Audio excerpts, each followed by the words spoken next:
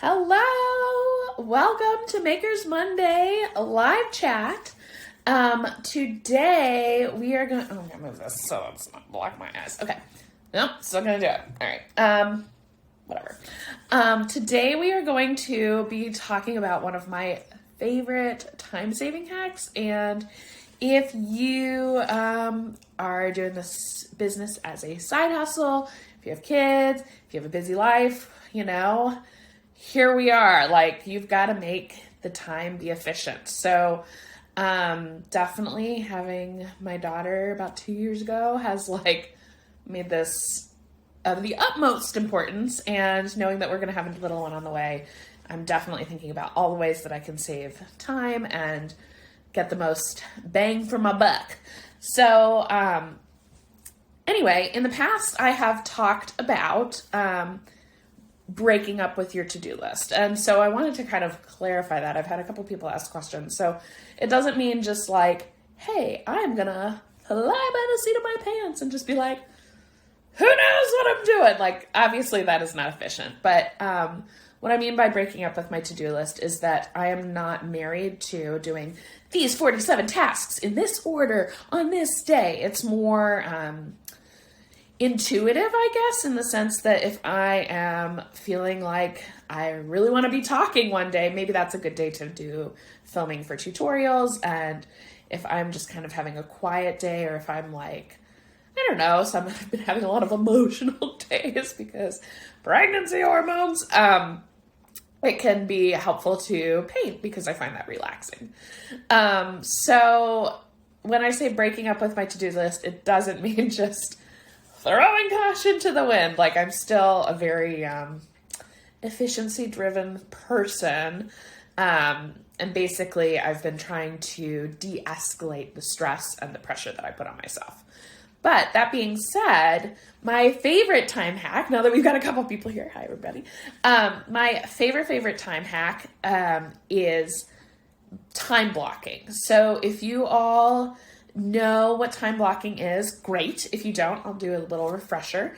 Time blocking is when you take a chunk of time, and it is meant specifically for one task purpose. So, for example, my Monday mornings are time blocked specifically for Makers Monday. So when I come into my office, I'm prepping my outline, I'm getting my email ready, I'm getting my camera set up and everything like that, and then I film it.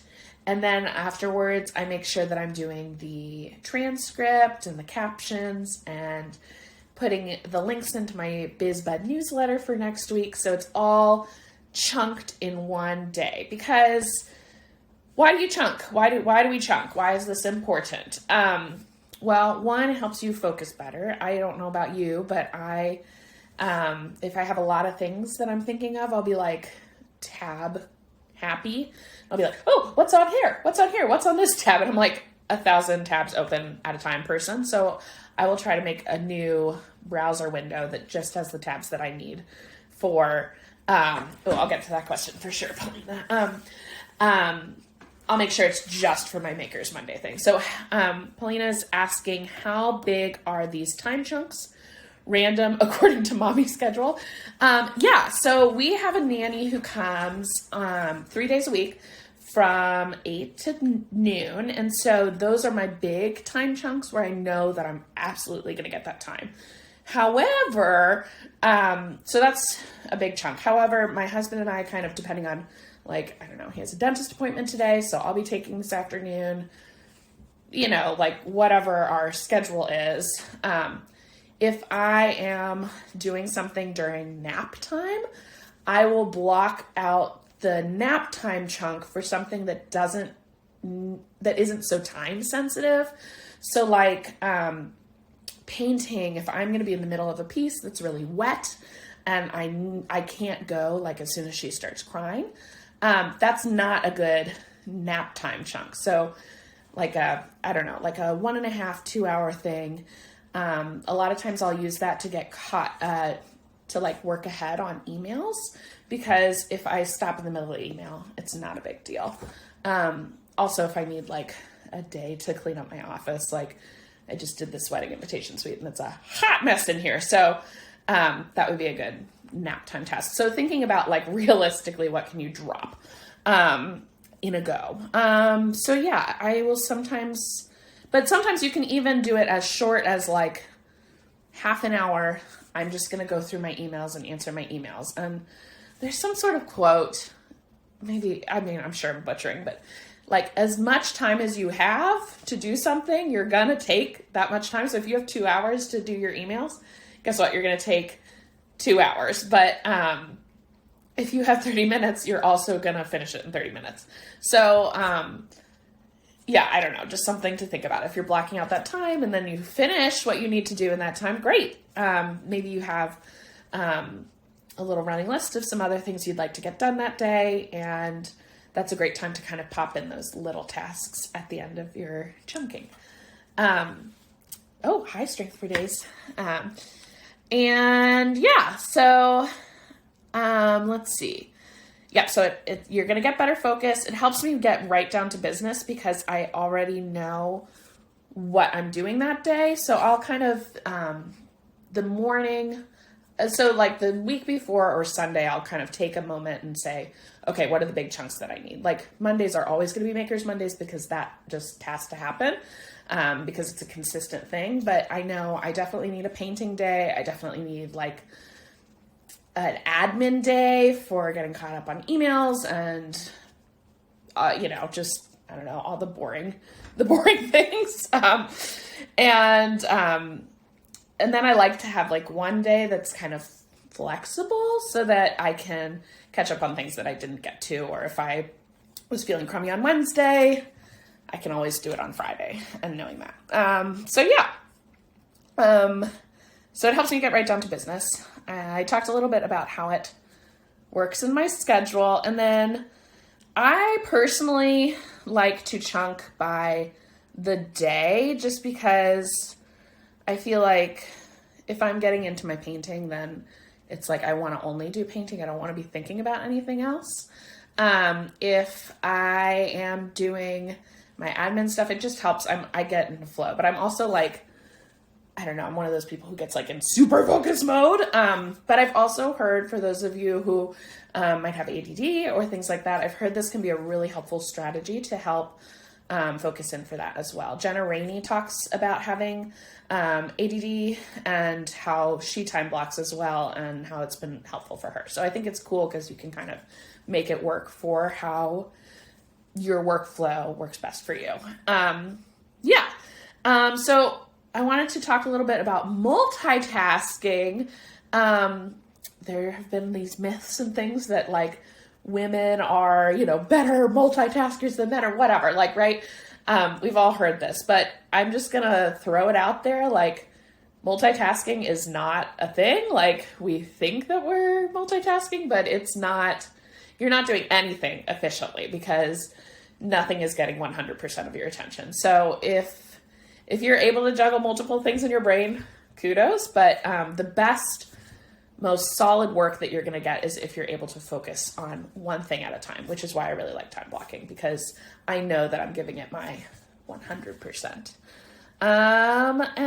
So think about some ways that you could block time in your business. What are some of the big tasks that can kind of be broken up? Like computer stuff is kind of one of my tasks, which is not, that's kind of like a loose term, right? If I was doing just answering emails, that might be a little bit more specific, but I kind of like to just save all my computer stuff for one day so that I can like be in a cozy chair, whatever. So think about like the kind of categories that would make sense for your business. And I'd love to hear from you guys. Do you have any favorite time hacks that I can shout out and let people know? It's always helpful to hear from other folks too, what works for you. While you're typing those in, I'm gonna just keep going on my spiel. So yeah, multitasking is not a thing. So some things I will do every day. Like I will check my email at the very beginning of my day just to make sure that I'm not like missing anything. Cause Lord, pregnancy brain, I don't know, who knows what's going on here, but hi Joe. yeah, I'll check my email at the beginning of the day and definitely at the end of the day, so I know if I need to like attend to any emergencies or whatever. I try to not do it like right as I'm closing shop, but like 45 minutes or so before my day is done, just so I can attend to anything that's pressing. And yeah, we talked about how it works for naps. Hey, Joe, we were talking about time blocking. So I actually think this one is going to be kind of a shorter one for today. Does anybody else have favorite time-saving hacks?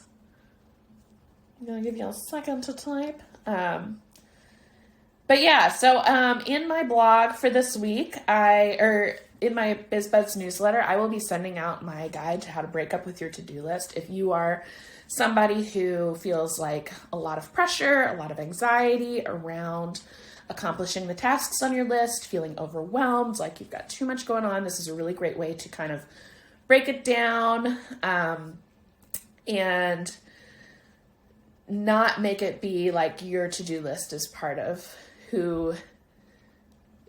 like how good of a person you are, right? It's just a to-do list. And what's most important is that you're taking care of yourself and you're getting the things done that you need. It doesn't matter if it's like got a fancy check mark. So I'll have a guide in there for that. I'll have a link to the replay. So if you missed this, I see you guys are saying focusing on one thing at a time really helps. Trouble sticking to it though. I see you, Joe. I hear you. It's definitely hard. Especially when you got a million ideas running around in your brain. That is another thing. I like to keep like a notepad next to me. If I do have something that pops up, because sometimes when you're doing something, like it just comes to you. So you can put that in your little notepad and say, I'll get to it on that special time when I'm time blocking. So anyway, those are my updates. If you want to get my weekly email that has all these tips, and if you missed any info, it'll have it all there.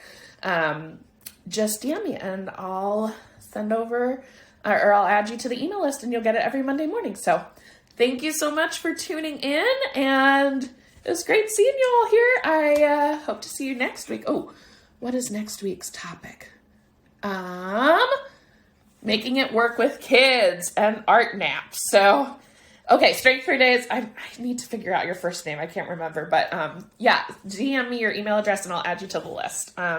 So yeah, making it work with kids. That's going to be next week. Bye. Oh, just kidding. I know you mentioned flex days, but do you ever not feel creative for a couple weeks at a time? How do I handle that? Denny, that's a great question. I definitely do get into slumps. And sometimes I will just try to do other things. If it's not a pressing deadline, I'll be like, okay, well, I'm going to have more computer days right now. Like I'm kind of planning for more computer days coming up as it gets more comfortable to sit at my desk, because then I can elevate my feet. So if you can plan ahead, great. If not, sometimes it helps to just like, if you're having a creative slump, like just play, like maybe try a different medium. So even if it's your painting, your card making day, try a different medium.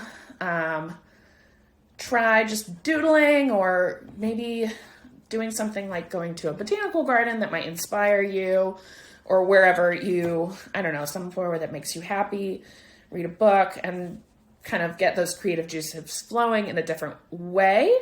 So it's still part of your painting process is finding the inspiration, right? So that could still be part of your time block. So hopefully that helps, and adios. I'll see y'all next week. Bye.